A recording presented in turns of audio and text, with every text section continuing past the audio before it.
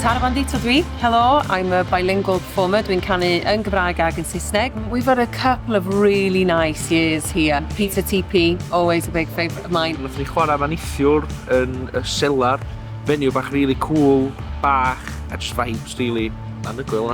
Nath ni weld cwpl o bandiau neithiwr do? Do, ond Thumper, ie. Ie, oedd really cool, oedd yn actony gwahanol oedd, oedd dau drymar, guitarist gyd yn mynd mewn i'r cawd efo chi.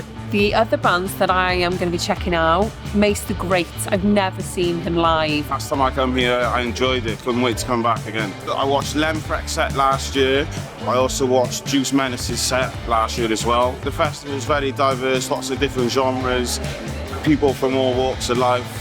It's a good vibe, man, and I enjoy it here. Ie, mae o'n really cool gweld fatha bandiau fatha Yard Act a stwff yma fatha adwaith felly hefyd. Croeso nôl i'r eglwys fan hyn yn Aberteifi. But you know a band is local to Cardigan when they pop back to Carmarthen to practice for the afternoon and then come back in time for a set in the church.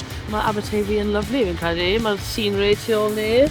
Edrych yn mynd i neis. Agos i gytre? Agos i gytre, ie. Heno mae Joy Formidable, mae Cer Savannah a ni'n chwarae.